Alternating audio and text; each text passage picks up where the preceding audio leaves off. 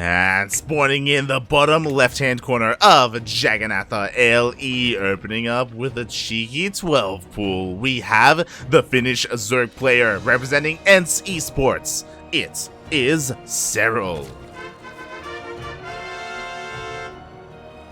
I don't think I can watch what's about to come here. Like, so how much damage Serral was able to do to DNS yesterday with 6 safety lings, mind you. It wasn't like he was going for a 12 pool yesterday or anything. He just went for the pool first to be safe, and then found an opportunity to win with only 6 lings. Now he's intentionally going for the 12 pool. Yeah, exactly. I went for Lilbow. I am as well. So for a little bit of context for the people in the chat, we were actually discussing this a little bit during the ad break, how we were a little bit concerned. You know, we did see Serral kind of bop DNS yesterday in yesterday's broadcast of DreamHack. So we'll see what happens here, especially because Lilbow himself had a rough match against Uthermal as well. Yeah, it does sort of seem that Lilbow isn't quite in his peak form yet. A lot of links are making their way across the map. Lilbow taking this very seriously, getting the Zealot first, but he's already lost 2 pylons that could have been cancelled. This is not a great start for our blue Protoss player. I didn't even notice they were kills, no cancels. Oh my god, as 2 pylons go down, the lings are here. They can chip away at the cyber core as it is exposed. So it's going to force the Zealot out of the wall, and if he's not too careful, he will be surrounded because we got plenty more lings where that came from.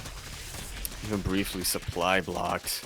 That is going to hurt him. Serral has enough lings to surround that cyber core and attack these Zealots, trying to sneak his way through. But Lilbow does keep his Zealots in position. The cyber core. Oh god, it's gonna go down. 100%, it's dead. Yeah, 2 adepts are gonna make it out, but not much more behind that. This, on top of everything, this delays Lilbow's natural by so long, because he was forced to get those 2 Zealots out. He was forced to remake his cyber core. He never got the refund on his 2 pylons. I will never forget that. Oh, exactly. And on top of all of this, this will delay Warp Gate as well. So if he wants to be aggressive, I mean, that's all going to be delayed. So Serral will have so much time, so much freedom to do whatever the hell he wants. But I guess on the bright side, Lilbow's still alive. He is still alive. He is still alive. He sustained a lot of losses, but he survives the early game. We move on from here. Now my eyes are on Serral. He is working on that gas, going to be getting link speed as Lilbow is prioritizing his adepts so he can zoom out across the map and scout what the hell Serral is doing. I just realized that wall isn't a wall. Now it is with Stargate, yep. Now it is indeed a wall. We do have... Oh, never mind. Actually, am I crazy? Yeah, he canceled the adept. Wow. Huh. And then remix 2. I guess just needed a little bit more gas for that Stargate. That he did. So now we have we're gonna have 3 adepts in total to threaten the bases of Serral, but link speed is already on the way. We got a 3rd on the way as well. And I guess what I can say is that at least the Stargate is unscouted for the time being. For the time being. Yeah, that's kind of the disadvantage of what Serral went for, delaying his gas for so long. Not gonna have that same pneumatized carapace we saw from Lilbow. At least not this early on anyway, as Lilbow is setting himself up. He does want to get a 3rd base. That he does. He's going to be overly aggressive. Yeah, and his adepts are in position to protect it as well. I'm a little bit surprised. I thought the adepts were going to, again, go across the map to scout and maybe get some worker kills. But instead, Lilbow is prioritizing getting his 3rd base established, which is understandable, like, especially because of the opener that happened. He doesn't want to take any risks. He wants to make sure that this gets up and running. And he does, especially with how active Serral's being on the map. Those adepts were in a position. That 3rd base may have been forced to cancel. Exactly. There's a world where that could have happened, but that is not this world, as now we do have the void ray coming across the map. Serral now knows, he confirms that it is a Stargate opening. A Stargate opening going into double Stargate. Oh, okay. So, yeah, really just using his gateway units defensively. That he is... I too kind of thought that he was going to utilize something a bit more gateway focused. At least in the harass I assume so as well, as we do see the second Stargate was scouted. It was close enough to the wall where Serral sees it with his links, so he confirms what's coming his way. He does have more queens on the way, getting his spores down as well. Yeah, making sure that the Oracle really can't overstay its welcome. He's going to try to get some damage across the map. Serral, because of how much freedom he's had in the early game thanks to his opening, is very much so leading the worker count. That he is. Roach is already on the way, and the queens are starting their walk. This is the power of Jagannatha. Because of all the delays, Lilbow, he has less than he would like to defend at home, and Serral, mate, he's already going across the map. He doesn't even need to use that launch pad third. He really doesn't. His creep spread was just that good anyway. Forge is on the way, by the way, but it's not done yet, so there are not going to be any cannons at the third base whatsoever. And Lilbow has not seen the queens. He doesn't know they're coming. Okay. Well, he gets an inkling now. He's getting that he does, as the Oracle doesn't see too many queens over on Serral's side of the map. The rest of the army will confirm. Oracle once again sees the Roaches and Ravagers making their way across the map too. That they are. Cannons and shield batteries are being thrown down as soon as possible for Lilbow. Can he hold on? Can he protect this stack defense and allow them to finish up? Are these Aptosis pilots? Hope they're not. They are. A couple of corrosive vials land already on top of that overcharged shield battery. That was a very exposed battery. That it is, and there we go. It is going to be biled down. We do have a couple of Void Rays coming up, but they don't have the support of a shield battery or an overcharge. Or anything. Nothing underground to buffer or in the sky either. Serral isn't even wasting his corrosive vials on force fields right now. He's like, yeah, no, I want to get damage done. I know I can get damage done. That force field's going to run out eventually. I don't even need to break through to kill you. Serral takes game #1. GG. Beautiful biles there. Depowers everything at the natural, both the Stargates and stopping Void Ray production, even the shield battery, the one shield battery that he had left at that natural base. GG.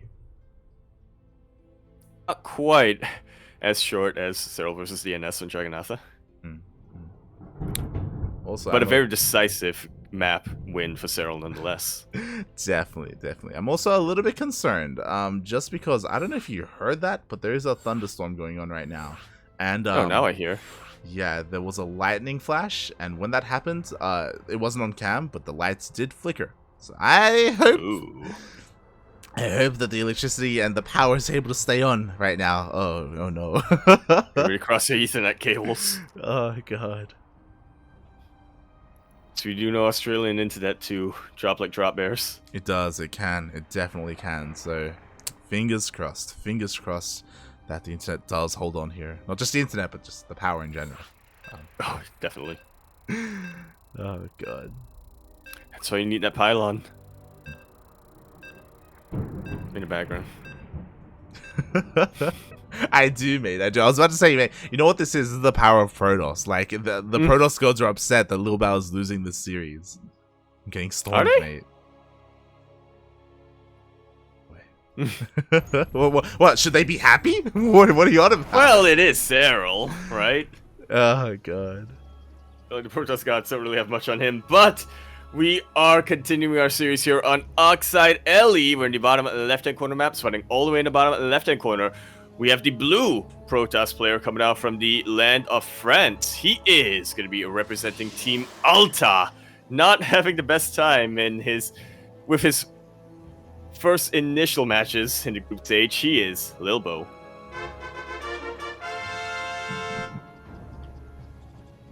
And spawning in the top right-hand corner of Oxide LE, we have the Finnish Zerg player. He is red, representing Team Ents Esports. It is Serral. I don't know if the mic is picking that up, by the way. Is it? Now I'm adjusting my ears to specifically try to hear it. Okay. I want to hear it. Look, if it doesn't, that's good. It's good.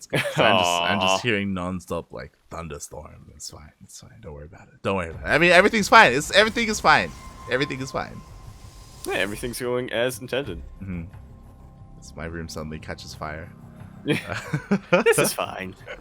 This is fine. As Serral is going for a hatch gas pool opening here. No 12 pool, no pool first, nothing crazy. Is forced to take the unnatural natural, but I mean, you know what? This is what we're used to as Zerg players. Yeah. Even Serral, mate. Lilbow being pretty much just shows that he is a man of the people at the end of the day. He is. Just One of us. Just like Jim Rising. Indeed. Oh my lord, can you imagine them in the same team? They are like polar opposites personality-wise. Polar opposites, mate. Even the climates they live in are one's polar north, one's polar south. That they are, mate. That they are. I believe that's how geography works. Yeah, sure, why not? As we do see some pretty standard openers from both players, Lilbow, I guess our eyes are on him. You know, at least this time, you know, he can get his opener unheated, right? Like, he doesn't have to worry about any lings chasing down or knocking down his door. He can open this up however he wants. Yeah, not forced to get that zealot out, not forced to wall up as quickly as earlier on, so we'll have a little bit of a stable start with his expansion. Going for a Stargate once again. What more did we really expect? Makes sense. Will he find success here is the real question for Lilbow. Didn't see too much of it last game, but it was a bit of a wonky start for him. He did kind of come out the gate tripping and falling. So now he can be a little bit more solid here. And on Oxide, there's a lot you can do, right? You can take your third base, you can get your forge, you can wall up. And sure, Queen Roach Ravager pushes are fairly common, but if you're patient and if you have good positioning, you can still hold up. Absolutely can, and we'll have to see if that's going to be the case here for Lilbow. Serral, once again, not really taking the fort expansion. Wants to be as safe and as stable as possible with his initial 3 bases.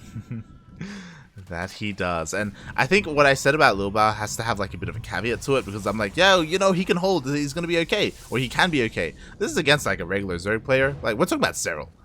We're talking about literally like the most recent DreamHack champion. Like, he is one of the best, if not the best Zerg player in the world. Let's say one of the best instead. And yeah, Lilbow has a bit of a mountain to climb. Really does. I would not want to be Lilbow in this season of DreamHack. Day 1, he has to play against Euthermal, one of the best EU Terran players. Day 2, immediately thrown into the deep end against Serral. It's like, don't worry, you have a bit of a warm-up before you meet the top seed, and it's like, oh, cool, who's my warm-up? Euthermal. Exactly, like, feels bad, man, feels bad. What a way to start your DreamHack run. As he's trying to forget about everything that happened yesterday and just kind of reset a little bit here in game number 2, and he's doing things that we expected. You know, we have Void Rays, we have the Forge, we're going to be seeing cannons and shield batteries, we're probably going to be seeing a second Stargate as well. Watch him surprise us all by transitioning into Robo. I would appreciate that. You know, if he does something different, great, that's amazing. He always could. If he wanted to, he could try to go into a Twilight Council from here and switch things up, but it doesn't necessarily line up with what we've seen just because of the Forge, meaning that he does want to be more defensive. That he does. Probably won't be too active on the map except for this Oracle. There will be a certain point where Lilbow has enough Void Rays out where he wants to transition to something else, and that's when we'll see him really posture around and try to take out a base or 2. But that time is still to come. That it is, as he's just setting up and fortifying this third base as best he can. He just, I guess more than anything, wants to get up to 3-base economy here. Meanwhile, what's interesting is that Serral isn't going for an early push. He's going for a 4th, and he's going for a lair. Like, he's setting himself up for a bit of a longer game. That he is. The mad lad. Yeah. And I think I'm okay with this. I don't know, like, part of me feels like he totally could have like broken Lilbow here just because the 2nd and 3rd Stargate were so delayed, plus 1 was so delayed as well. Like there wasn't a lot for Lilbow to really work with here. I was so surprised with how much he was really putting them off. Now finally everything gets thrown down, but Serral was already working on the next step. I just in general don't question Serral. Personally. Every time it's like, oh, well, this doesn't look too good for Serral, does it? And then all of a sudden we see that Zerg victory screen splash across the monitor, and it's like, well, apparently was. Yeah, that it was. We have the fleet beacon on the way as well, so Lilbow looking to try and transition, I imagine, straight into carriers. We'll see if he does start Flux Veins instead. No, there it is, carriers. Yeah, Lilbow doing standard Protoss things, at least standard for this current meta. And But I do agree with you that Serral is giving Lilbow a lot of time. He is, yeah. you know, shucking around his slings, seeing if there's anything vulnerable he can pick off, if he can maybe delay a probe from throwing down the Nexus or so, or something, but yeah, he's just biding his time for that Spire to finish up. Yeah, I kind of like it. Like, I'm a little bit surprised just because I am aware that Serral, I mean, let's be real, no Zerg player enjoys playing against Skytoss. It's just not necessarily, maybe Rogue. And oh my god, yeah, with the Spire completing, he's going into Mutas. Not just Mutas, but 14 of them! It's not uncommon to see a Zerg player go for a handful of Mutalists just to harass, you know, dodge around these carriers and what have you, while the bulk of their army is in Roach Ravager. Serral's committing a lot more into Mutas this time, though. Yeah, that he is. There's so much more. And what's scary is that Lilbow hasn't seen this at all. The Spire has not been scouted. He doesn't know what's coming his way as the Mutas are going to make their way into the main base. And there's nothing to protect the mineral line. There's nothing to protect the carriers. Oh. Yeah, funnily enough, if the carriers are exposed, Mutalists in high enough numbers can deal with the interceptors and take out the carriers from there. But they can, but they do back off. The Voiders are not too far behind. Meanwhile, the Queen Ling push does hit the 4th base. Oh, the carriers are in a bit of a precarious situation. Okay, they do respond to the Queens, but the Mutas take that opportunity to just dive back into the main. That they do. There are plenty of Queens here. They're all starting to run out of energy, but most of them have survived and have gotten their damage in. Half a mineral line is taken out. Serral might be able to depower all the production. Oh, that he could, but instead he prioritizes killing the workers as he does dive into the natural. From here, he can go into the 3rd, and there's no shield batteries and no cannons in position to defend the mineral line. They were all in the front. They weren't by the mineral lines. Serral just takes out a base and a half worth of workers. Exactly, 24 probes go down, and there was no hyper commitment to the push either. Like, sure, he poked in a little bit towards the 4th base, but really, more than anything, that was a distraction. Yeah, I didn't really notice it, but Serral wasn't being too committed with his queens. He always made sure that he had an exit route with those queens. That's why he needed that. That's why he needed a creep spread, not just in highway, but covering just about every possible exit path. Yeah, and the problem is that these Mutas, sure, they're getting picked off one after the other, but Serral doesn't care about the Mutas. They've already paid for themselves. They've done more than enough. And once they get cleaned up, we do see a transition into Corruptors. Yeah, so at the end of the day, it was still kind of the same strategy. Handful of Mutas to harass the Protoss player while another army distracts the main army. It's just that Serral, you know, he takes things up to 11. Or I guess in this case, 14 with his Mutalists. Exactly, and behind this, like, the creep spread has been impeccable. He's been just getting more and more bases. He's already got 81 workers, so he doesn't have to worry about joining up. The upgrades, you know, I mean, he's still working on 1-1, but the tech, everything else is all there. It is. Serral's already maxed out. And I really don't think these lone carriers can do much. It's going to take so long for the rest of Lilbow's army to get in position. Yeah, Jesus Christ, as he's getting picked apart here. The carriers are not enough. They get picked off one after the other. There's one shield battery here with overcharge, but we see that, again, like, what does that do in the face of all these Corruptors? Not a whole lot. GG is called. Serral takes that series 2-0. I gotta feel a little bit for Lilbow, though.